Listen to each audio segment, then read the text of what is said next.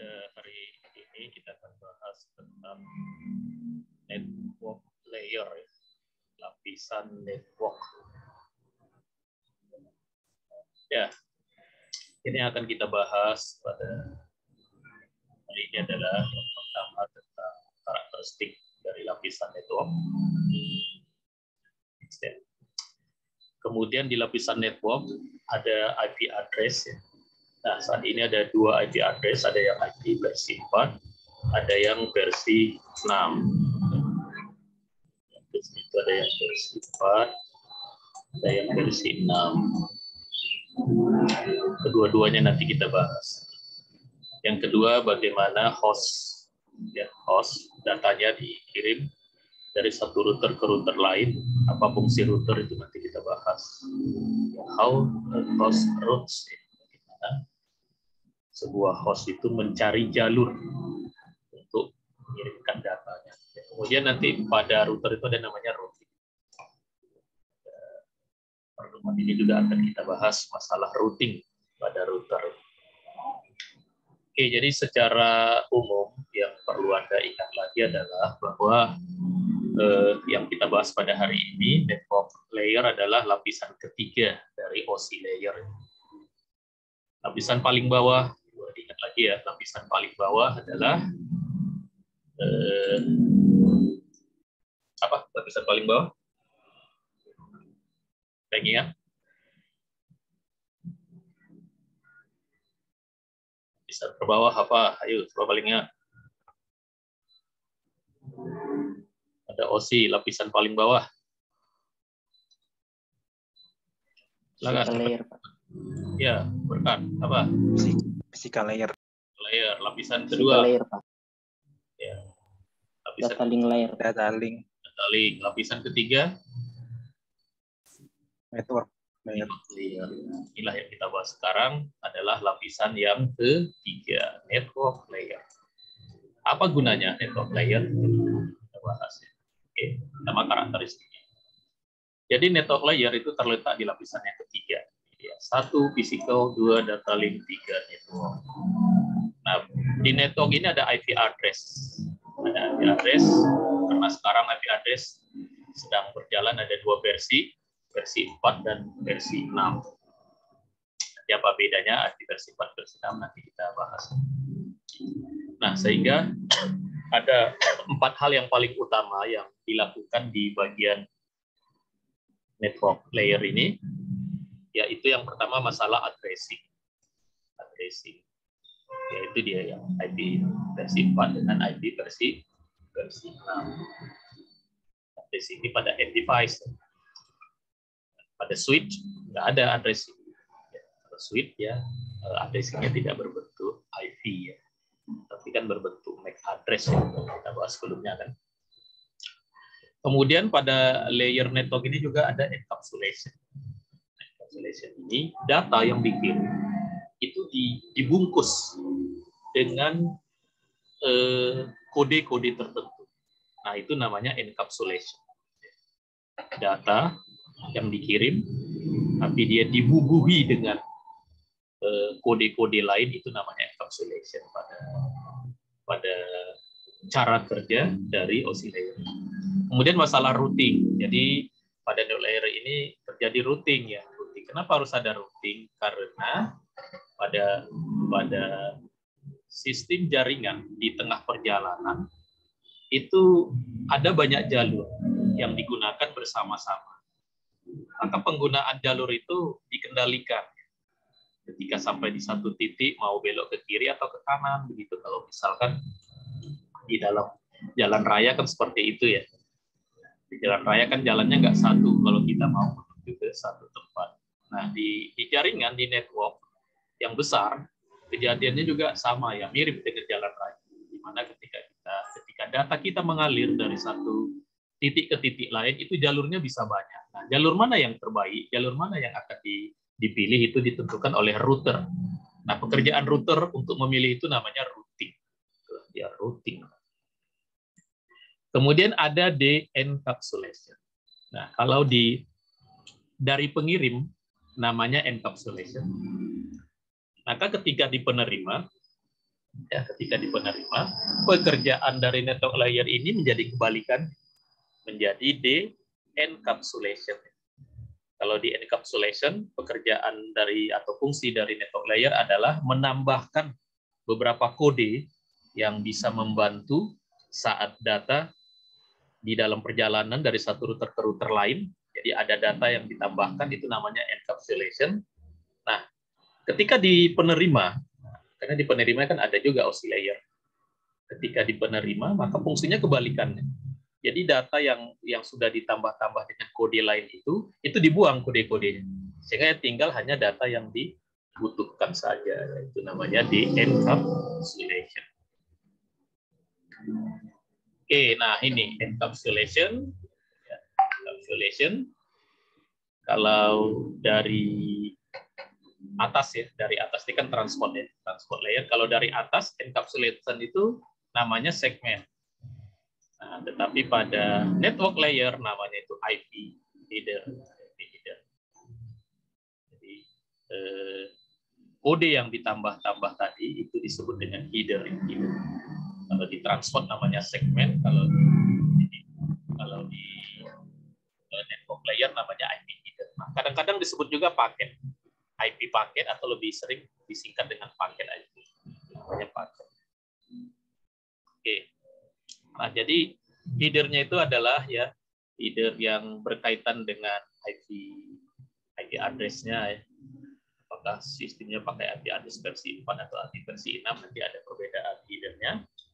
Kemudian alamatnya, addressing-nya itu nanti ada alamat source dengan alamat tujuan.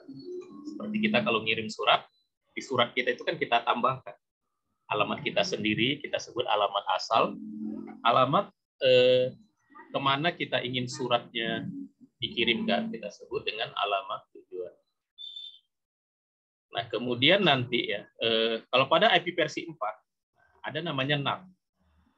Ada namanya NAT. Tapi nanti pada IP versi 6, nah, NAT ini dihilangkan. Jadi kelebihannya nanti salah satunya IP versi 6 itu tidak perlu menggunakan metode NAT. Jadi NAT itu adalah sebuah cara agar IP private. Nanti IP itu ada IP private, ada IP public. Jadi pada IP versi 4, IP private agar bisa terhubung ke internet, itu melewati suatu sistem yang disebut dengan NAT. Network Address Translation. Oke, nanti kita bahas. Lanjut. Nah, IP ya, karakteristik dari network layer, yang bagian IP, itu punya 3 karakteristik. Yang pertama, connectionless. Connectionless ini maksudnya komunikasi terjadi tanpa perlu ada keterhubungan terlebih dahulu. Nah, gitu. Jadi sistem komunikasi yang tidak perlu terhubung dulu baru terjadi komunikasi. Ya, mungkin connectionless ini perlu kita ulang lagi ada kita bahas sebelumnya ya. Jadi ada connection oriented, ada connection oriented. Nah, yang ini yang kedua ini connectionless. Kalau connection oriented itu seperti kalau Anda nelepon ya, nelepon suara ya, pakai telepon rumah atau pakai handphone. Nah, kalau kita nelepon, kalau saya mau menghubungi seseorang, saya call gitu ya. Saya call. Itu yang menjawab, yang saya call itu harus mengklik tombol answer dulu. Baru terjadilah komunikasi. Nah, itu artinya harus terhubung dulu. Terhubung dulu dari yang memanggil dia call, dari yang menerima dia yes-kan gitu ya, dia answer gitu ya. Nah, itu namanya connection oriented. Jadi harus ada kesepakatan hubungan dulu baru komunikasi bisa terjadi. Kalau connectionless itu seperti Anda mengirim SMS atau mengirim email. Nah, kalau Anda mengirim email, tidak perlu yang menerima setuju dulu. Setuju nggak setuju kita bisa kirim email. Atau Anda ngirim SMS, setuju tidak setuju, si penerimanya kan kita bisa kirim ya. Paling sekarang ada fasilitas di blog ya. Nah, kalau mau blog itu nanti beda lagi nanti itu fungsinya. Tapi secara umum connectionless itu seperti contohnya di email atau di SMS, di mana kita bisa mengirim langsung ke tujuan kita tanpa harus ada kesepakatan komunikasi di awal. Nah, IP bekerja di dalam mengirimkan data seperti itu ya, connectionless. Jadi pokoknya datanya dikirim aja, nanti mau lewat mana ya, mau lewat kiri, mau lewat kanan, lewat atas, lewat bawah, itu nanti di perjalanan. Yang menentukan nanti router. Itu namanya connectionless. Yang kedua, base effort ya. Nah, base effort ini oleh karena sistem di perjalanan itu bersifat connectionless dan tidak ada jaminan bahwa data akan sampai atau tidak ke tujuannya, maka harus ada base effort ya, harus ada base effort, yaitu bagaimana caranya ya, mekanisme pada IP address ini bisa datanya itu tetap terkirim dengan dengan sukses gitu, walaupun dengan berbagai kendala-kendala tadi ya, dengan connectionless, tidak ada jaminan dari servisnya, dari layanannya gitu.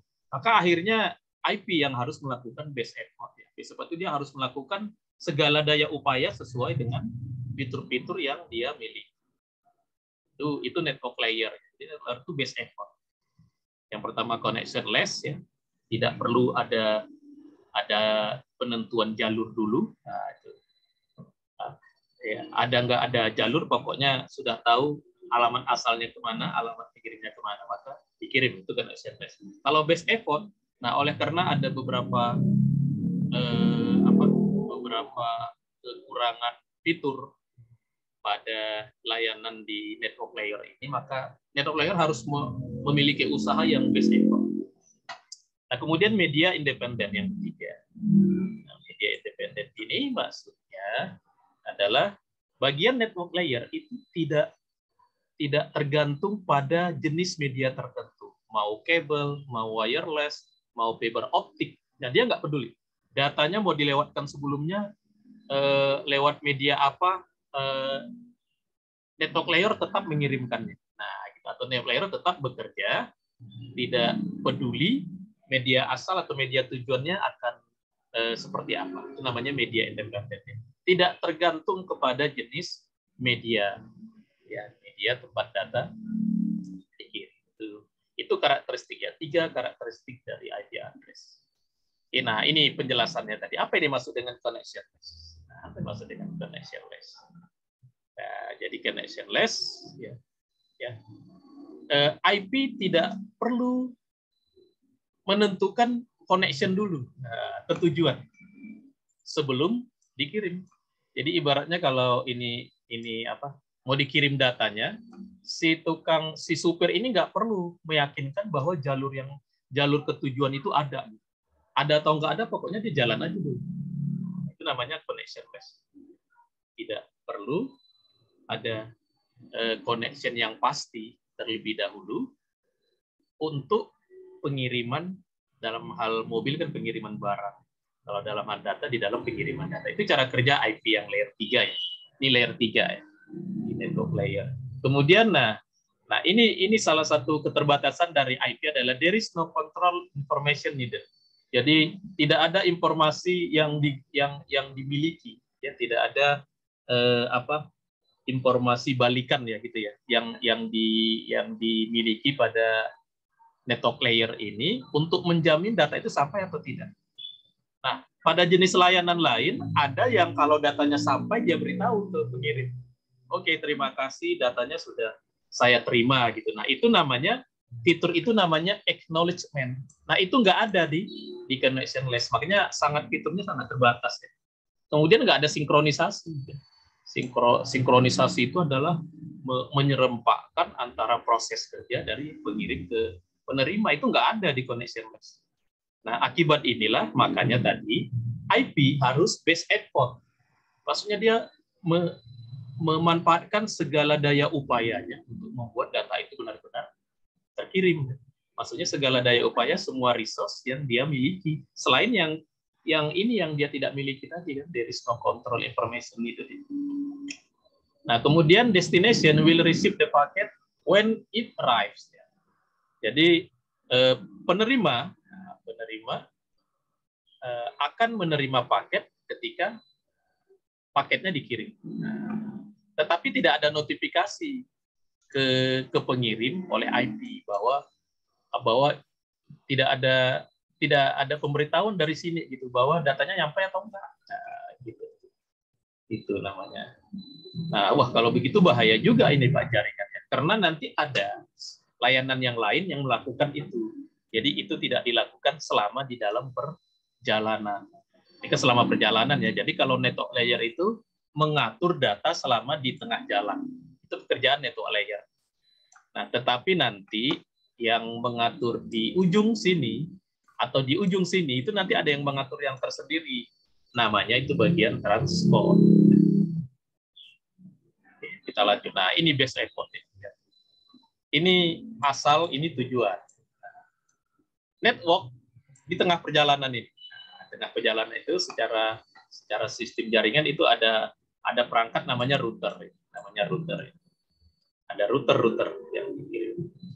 Jadi yang disebut dengan base effort yang pertama, IP tidak punya ya. Jadi cara kerja IP ini will not guarantee delivery of the packet. Jadi nggak ada jaminan apakah datanya akan sampai atau tidak. Nah, maksudnya nggak ada jaminan, tidak ada pemberitahuan tadi. Dia tidak memberitahu apakah datanya sampai atau tidak. Atau ada juga yang dimaksud dengan garansi ini adalah kalau datanya nggak sampai, IP nggak peduli, dia nggak akan kirim ulang. Karena ada mekanisme yang lain, kalau datanya nggak sampai dari pengirim dikirim ulang lah. Nah, tetapi pada network layer tidak ada mekanisme seperti itu. Nah, sehingga ini mengurangi ya, reduce overhead ya, mengurangi beban yang header tadi ya, beban di dalam paket tadi ya. Jadi kegunaannya sebenarnya untuk itu ya, supaya jangan terlalu banyak gitu yang di tengah jalan itu yang akan diselidiki di tengah jalan oleh router. Oke, ini kembali disebut IP does not expect acknowledgement. Acknowledgement ini pemberitahuan apakah datanya akan sampai atau tidak. Ya, IP does not know if the other device is operational or if it receive the packet. Jadi IP juga dia tidak tahu apakah alat yang lain itu bekerja atau apakah menerima paketnya atau tidak. Nah, jadi di dalam IP tidak ada mekanisme untuk mengetahui yang itu. Gitu. Nah, akibat itu semualah makanya dia harus base effort. Kenapa? Karena banyak tidaknya. Nah, banyak tidak. Dia nggak punya ini, nggak punya ini, nggak punya ini. Maka gimana caranya? Dia harus mengusahakan segala daya upaya untuk base effort. Nah, apa nanti yang dilakukan oleh IP agar benar-benar dia melakukannya secara base effort ya. Oke, kita bahas dulu tentang media independen. Jadi media independen, nah ini ya di sini, ini kan bagian dari router ke router ya. Jadi apakah mau pakai fiber ini atau mau pakai kabel kabel tembaga misalkan atau kabel LAN ya atau wireless, nah IP tidak memperhatikan dan tidak menjadi pertimbangan oleh network layer tentang penggunaan media tersebut. Artinya dia bekerjanya sama aja. Ya, IP akan memiliki mekanisme yang sama. Itu namanya media independen. Ya. Oke, jadi IP tidak ada kaitannya dengan bagian jenis media. Jenis media itu diatur di layer 1 dan layer 2. Physical dan data link, terutama di bagian data link. Makanya di bagian data link ada namanya bagian MAC ya, bagian media akses. Oke, jadi kenapa IP disebut ya secara untuk pengiriman, IP itu sebenarnya unreliable.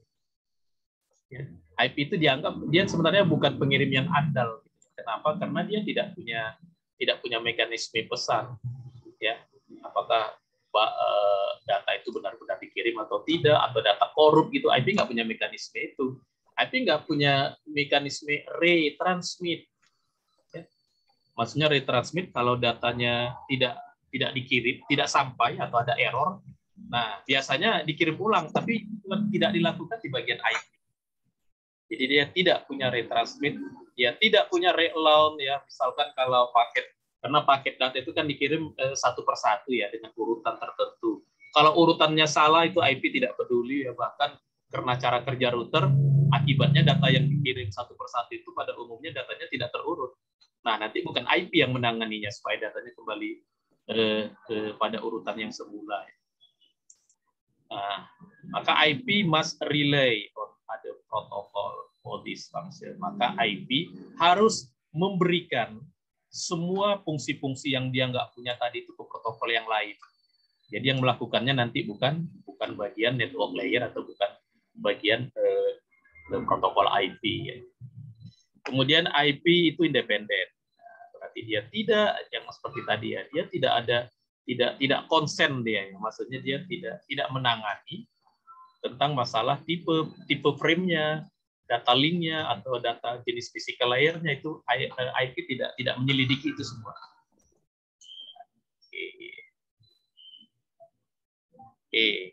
Nah, ini the network layer will establish the maximum transmit unit MTU. Maka bagian network layer akan menggunakan akan menggunakan secara optimal kecepatan dari MTU. Disebut MTU karena dia maksimum transmit unit. Jadi itulah yang dimanfaatkan oleh network ya, sehingga nanti ya, network layer receives this from control information sent by the data link layer. Nah, yang mengontrolnya nanti yang berkaitan dengan MTU ini adalah data. Kemudian network layer juga menggunakan ukuran MTU. Ukuran MTU-nya dimanfaatkan berapa, MTU size. Oke. Nah, kemudian fragmentation ya, is when layer 3 split the IP for packet into smaller unit. Ya. Jadi ini fragmentation ini kan terjadi di layer transport. Ya. Di layer transport, nah karena di layer transport sudah dibagi-bagi dan yang mau kita kirim itu dipecah-pecah gitu ya, menjadi beberapa buah, maka pada layer 4, pada layer 3 ini pun ya dia sudah terbagi-bagi menjadi unit-unit yang kecil. Nah, jadi sebenarnya fragmentation inilah yang membuat data terkirim jadi cenderung jadi ada latensi ya, jadi agak lambat ya. Jadi agak lambat. Nah, API versi 6 ya tidak paketnya tidak dalam bentuk fragmen ya. Tidak dalam bentuk fragmen. Oke, jadi nanti kita bahas perbedaan IP versi 4 IP versi 6 yang lebih lanjut. Kita lanjut. Nah, ini paket. Nah, jadi di IP versi 4 akibat proses encapsulation, maka data yang kita kirim itu ditambah. Pada bagian layer ini ditambah dengan kode-kode lainnya. Setelah ditambah-tambah dengan kode lain itulah yang disebut dengan paket. Ya, paket. Jadi nanti paketlah yang pada paket data kita. Di sana ada petunjuk tentang arah yang benar. Arah atau untuk menuju ke tujuan itu nanti di sana ada petunjuknya. Jadi di dalam header-nya ini ya, di dalam header. Nanti dibaca itu oleh router.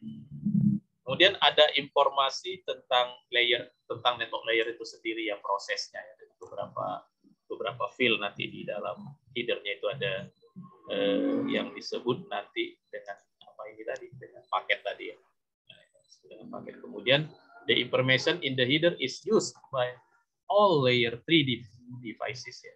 Jadi kalau data kita lewat ketiga router, maka ketiga router itu akan membaca paket yang ada di data di header-nya dari IP versi 4 ya. Jadi semua ini router ya, semua router akan membaca data tersebut. Oke, inilah yang ada di paket. Ya, ada paket. Jadi kalau ini ini datanya. Ya, ini yang lain itu ditambah-tambah dengan yang lain. Ditambah dengan alamat tujuan, dengan alamat pengirim. Ya, ini punya IP versi 4 ya. Ini ada field time to live, protokol, header, fragment. Jadi ini tambahan-tambahan yang gunanya untuk dibaca oleh router. Ya, dibaca oleh router agar pengiriman atau perjalanan data dari satu router ke router lain itu sukses dengan membaca informasi-informasi tambahan. Nah, the most important field are the source and the destination. Ini yang paling dibaca itu. Jadi router membaca tujuannya mau kemana, ini yang dibaca router. Dari tujuannya inilah nanti router akan menentukan akan lewat jalan mana, lewat router yang mana berikutnya. Ya.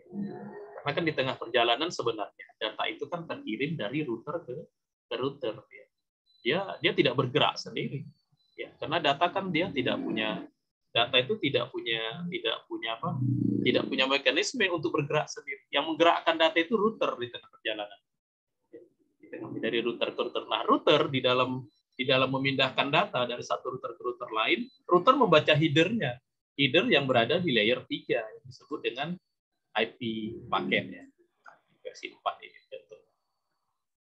Oke, jadi yang penting-penting itu dari versi 4 ada bagian version, nah, ada beberapa layanan gitu yang dibaca, ada header, nah, ada juga ya header checksum-nya ada juga yang untuk dibaca oleh layer lain. Ada waktu time to life-nya ya sampai berapa router gitu akan berhenti gitu. Kemudian nah ini protokolnya kena di network layer itu ada beberapa protokol, nanti ini akan protokol apa gitu yang akan memprosesnya. Ini alamat asal, ini alamat tujuan. Kalau IP versi 4 32 bit. 32 bit. Oke. Nah, sekarang IP versi 6. Nah, lihat bedanya. Nah, IP versi 6 itu kelemahannya adalah karena keterbatasan jumlahnya. Ya, kalau digunakan untuk internet, kita tahu internet makin lama itu makin butuh IP yang makin banyak. Kalau hanya pakai IP versi 4, bisanya hanya sebanyak-banyaknya 4 miliar. 4 miliar itu sangat kurang untuk digunakan di seluruh dunia. Maka muncullah nanti IP versi 6 yang banyaknya adalah 2 dipangkat 128. Jadi 128 gitu. Yang nama satuan itu bukan miliar lagi, bukan triliun lagi, yang nama satuannya sudah satuan untuk menyatakan yang jumlah nolnya itu ada ratusan. Nanti kita lihat ya berapa ini. Kemudian kelemahannya lagi adalah tentang end-to-end ya, connectivity ya. Kenapa? Karena nanti di IP versi 4 itu untuk IP private, itu terhubung ke internet itu mekanismenya pakai NAT tadi ya. Nah ini nanti yang akan diatasi atau dilengkapi di IP versi 6, nggak butuh seperti ini. Nah, ini nggak perlu NAT nanti di IP versi 6. Nah ini jumlah kalau IP versi 4 jumlahnya 4 billion. Ini 4 miliar ya. 4 miliar alamat. Berarti bisa ada 4 miliar server di internet. Itu IP versi 4. Dan itu dirasakan kurang. Nah, kalau IP versi 6 jumlahnya ini 340 undeletion. Nah, kita kalau satuan Indonesianya apa ini? 340 undeletion. Itu IP versi 6. Jumlah nolnya wah segini. Kalau ini kalau 1 ya, jumlah nolnya berapa ya? Jadi kata yang pernah menghitung, kalau di seluruh titik bumi dalam 1 meternya diberi IP address, nah itu cukup. Nah, artinya IP versi ini memang dirancang yang diasumsikan nggak akan habis-habis. Tidak seperti IP versi 4 sekarang yang kita semua cemas akan kehabisan IP. Nah, karena ada kecemasan seperti itulah makanya dimunculkan oleh IETF, Internet Engineering Task Force, memunculkan IP versi 6 dengan panjang 128 bit. 128 bit. Nanti masalah header paketnya itu diperbaiki. Kemudian NAT-nya dihilangkan. Kebetulan NAT di-eliminate. Eliminate berarti dihilangkan, dihapus ya. Pada IP versi 6 nggak perlu NAT. Ini header-nya, lihat lebih sedikit. Bandingkan dengan yang IP versi 4 tadi, yang IP versi 4, nah seperti ini. IP versi 6 header-nya lebih sederhana, lebih simpel, karena mau mengurangi overhead tadi ya. Jadi hanya ada destination address, source. Nah, ini hanya ada beberapa parameter ya, cuma flag, fragment dan untuk header checksum. Besarnya 40 bytes. Kecil. Supaya jangan terlalu berat di tengah jalan. Sehingga masalah apa tadi? Menghindari latensi, adanya delay. Nah, di IP versi 6 itu penting-penting ada version, ada traffic class, low level, failure length, X header, hop limit. Ini alamat source dengan alamat destination. Ini header pada IP versi 6. Oke. Nah, IP versi 6 dia ada mungkin ya bisa saja headernya ditambah. Itu kalau nanti untuk pengembangan masa depan itu bisa aja ya. Ada opsionalnya gitu. Tapi di IP versi 4 nggak bisa. Jadi router do not fragment. Jadi di IP versi 4 tidak ada lagi pemecahan paket. Do not fragment IP versi 4. Kalau di IP versi 4 masih ada. Datanya masih dalam bentuk pecah-pecah. Oke. Nah, itu cara kerjanya, karakteristik. Sekarang kita langsung ke alat. Jadi alat di dalam network layer yang di tengah perjalanan tadi ya, itu namanya router. Kenapa harus ada router? Karena data di tengah perjalanan itu dia nggak bisa jalan gitu. Dia nggak bisa jalan. Data itu dia tidak bisa bergerak sendiri. Maka agar data bisa bergerak dari satu titik ke titik lain, maka di setiap titik itu ada router. Maka di dalam jaringan yang besar, di dalam WAN itu routernya banyak sekali. Di internet, wah itu routernya banyak sekali. Data kita itu yang disebut mengalir. Mengalirnya data kita itu namanya adalah berarti data kita dari satu router sehingga ke router lain, sehingga ke router lain, sehingga ke router lain begitu. Jadi alat utama atau alat inti daripada network ya lapisan yang ketiga ini adalah router. Jadi router lah yang disebut dengan memforward. Ya, memforward itu berarti router lah yang mengirimkan data ke router lain. Nah, namanya dia memforward atau dari satu jaringan ke jaringan lain, router akan mengontrol aliran data tersebut. Oke, kemudian ya yang pertama, kalau tidak mengirimkan data ke komputer lain, sebenarnya kan komputer dia ada mekanisme mengirim data ke dirinya sendiri. Nah, itu yang kalau ke dirinya sendiri berarti dia kan pakai IP juga. IP diri sendiri itu adalah kalau IP versi 4 127.0.0.1. Kalau IP versi 6 alamatnya ini. Nah, tanda titik 2 buah habis itu 1. Nah, ini yang kalau tidak ingin mengetikkan angkanya, tapi mengetikkan namanya, maka 127.0.1 itu namanya adalah localhost. Itu namanya localhost. Ya. Jadi localhost itu dari dia ke dia. 127.0.1 itu dirinya sendiri. Nah, tetapi komputer yang dalam satu jaringan, dia bisa mengirim data ke komputer yang jaringannya sama. Di jaringannya sama. Nah, ini juga disebut localhost, tapi localhost on the same LAN, pada LAN yang sama. Nah, tetapi kalau jaringan ini terhubung ke jaringan lain, maka host yang di sini pun harus mampu mengirim datanya ke komputer yang berada di jaringan yang lain. Jaringan yang lain itu nanti disebut dengan remote host. Namanya nanti remote host. Seperti ini. Ini namanya remote host. Ini jaringan yang sama, ini jaringan yang sama. Jadi dia bisa mengirim ke dia sendiri, bisa ke jaringan lain. Nah, pada setiap jaringan, agar dia bisa berhubungan dengan jaringan lain, maka dia harus ada router. Jadi agar sebuah jaringan bisa lewat jaringan lain, maka dia harus punya router. Nah, router tempat sebuah komputer lewat ya, agar dia bisa terhubung ke lewat lain. Nah, router default-nya itu namanya default gateway, seperti yang disebut dengan DGW ya, default gateway. Jadi contohnya jaringan ini default gateway-nya ini. Artinya kalau dia mau keluar dia harus lewat sini.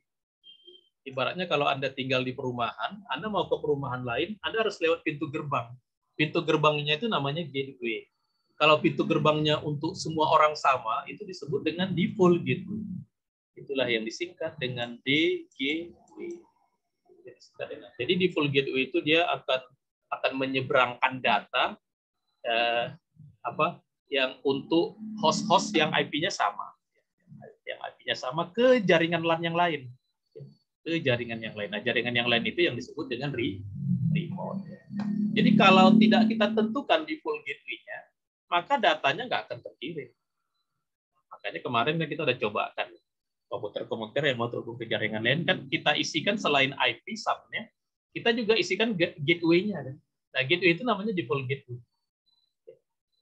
Ingat ya, yang kita isikan kan 4 itu ya. Ada IP address, kemudian subnet, kemudian gateway, dan yang keempat adalah DNS.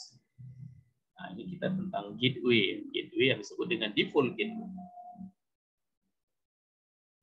Nah, a host route to the default gateway. Jadi semua host itu akan lewat default gateway tersebut ini. Ini default gateway-nya untuk jaringan. Semuanya akan lewat situ. Ya, baik mau IP versi 4, mau IP versi 6, gitu semuanya akan lewat situ. Nah, umumnya gateway tersebut diberi IP secara statik, tidak diberi secara dinamik, ya nggak pakai DHCP. IP-nya, karena IP-nya harus tetap gitu, nggak boleh berubah. Kalau pakai DHCP kan IP-nya bisa berubah. Ya, ini contohnya kalau kita mau tahu gateway yang di komputer kita, tinggal kasih perintah net state min R. Nah, R ini singkatan dari routing. Jadi nanti akan ketahuan itu. Kalau mau ke sini gateway-nya ini, yang ini gateway-nya. Komputer saya lewat gateway mana sih? Nah, ini gateway 192.168.1. Untuk contohnya komputer ini ya. Kalau dia diberi perintah net start min R. Oke, nah tentang routing. Nah, jadi routing itu adalah berarti apa yang maksud dengan routing? Routing itu berarti bagaimana mekanisme sebuah jaringan datanya akan dikirimkan ke jaringan lain. Nah, itu namanya routing. Namanya routing ya. Nah, yang pertama ada routing table. Jadi routing table itu berisi jaringan yang dikontrol oleh sebuah router.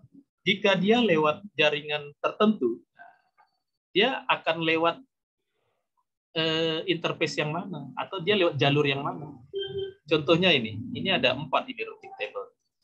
Ini berarti artinya kalau jaringan yang dikontrol oleh router yang berisi routing table ini, kalau jaringan ini maka dia lewat interface ini. Nah, lewat G00 ini berarti gigabit ya. Lewat jaringan yang ini, mungkin yang gigabit yang mana gitu. Mungkin ini R2 misalkan. Kalau mau lewat sini, lewat gigabit yang lain. Jadi ini interface yang ada di router.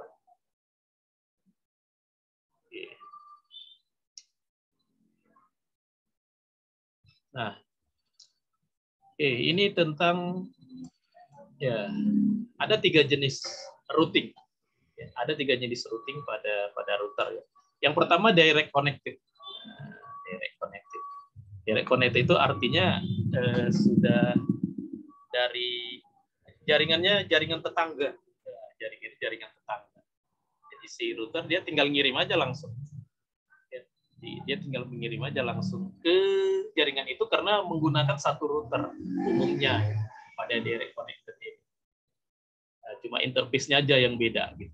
Nah, tetapi nanti kalau dari satu jaringan, setelah lewat jaringan lagi melompat lagi ke jaringan lain, nah itu nanti yang namanya remote ya, itu namanya remote nanti. Berarti dari router ini dia remote. Nah, untuk mengontrolnya di dalam router itu pengaturan remote itu bisa secara manual, bisa secara dinamis ya.